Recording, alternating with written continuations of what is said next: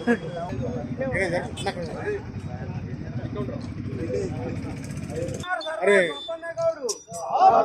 जोहार सरदार बापना गौडू जोहार सरदार बापना गौडू जोहार सरदार सफाई बापना गौडू जोहार जोहार सरदार सफाई बापना गौडू सरदार सफाई बापना गारी आशयाలను जोहार सरदार जोहार जोहार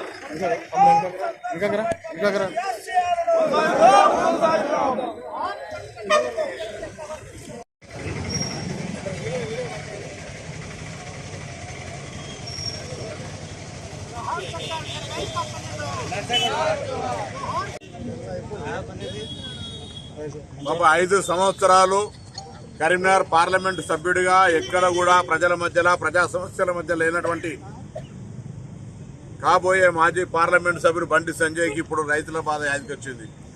అటొక పక్క కేసీఆర్ గారు, ఇటొక పక్క ఈయన.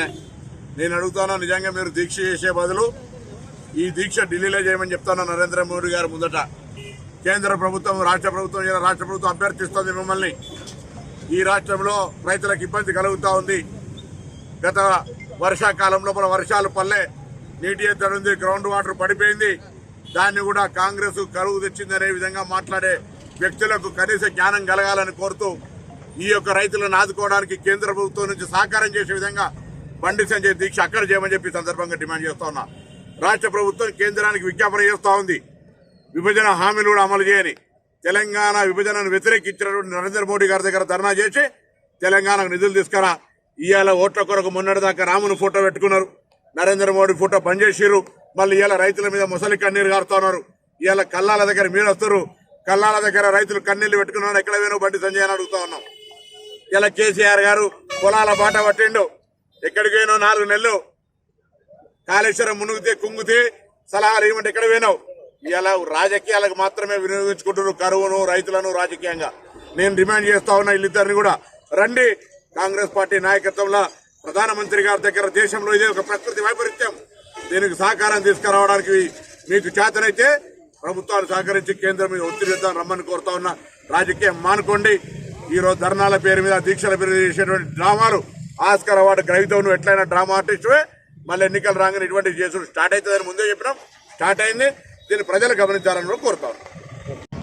సామాజిక ఉద్యమకారుడు, బహుజనులకు ఆదర్శప్రాయుడు, సమాజంలో బహుజనుల హక్కుల కోసం ఏ విధంగా పోరాడాల్లో ఈ తరానికి స్ఫూర్తిని అందించినటువంటి సర్దార్ సర్వాయి పాపన్న గారి వర్ధంతి సందర్భంగా హుస్నాబాద్ పట్టణంలో అందరం కలిసి నివాళులర్పించినాం.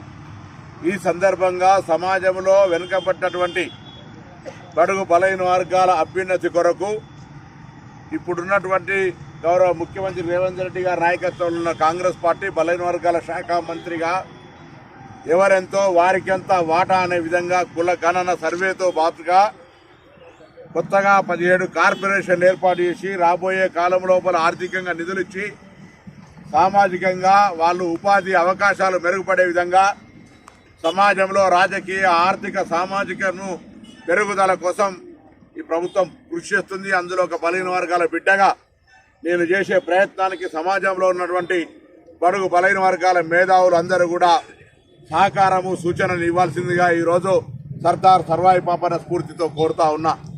ఎవరు కానీ ఒకరు చేస్తే అయ్యేది కాదు. అందరూ కూడా ఆనాడు కూడా సర్దార్ సర్వాయి పాపన్న దగ్గర అందరూ కలిసి ఒక ఉద్యమ పోరాట స్ఫూర్తిని ఏ విధంగా తీసుకున్నారో ఈరోజు కూడా సమాజంలో మార్పు రావాలనుకునే సందర్భంలో అందరూ కూడా ఈ యొక్క ఆలోచనతో రావాలని కోరుతూ అటువంటి సామాజిక మార్పుకు శ్రీకారం చుట్టే సందర్భంలో అందరి సహకారాన్ని కోరుతూ మరొకసారి సామాజిక స్ఫూర్తిదాత, ఉద్యమకారుడు, మరి మా అందరికీ ఆదర్శనీయుడు, ఆయన మార్గాన్ని ఆచరించే విధంగా సర్దార్ సర్వాయి పాపన్న అనుచరులంగా, వారసులంగా మరి అంశాన్ని ముందుకు తీసుకునే సందర్భంగా వారికి మరొకసారి హృదయపూర్వకంగా నివాళులందరం అర్పిస్తా ఉన్నాం.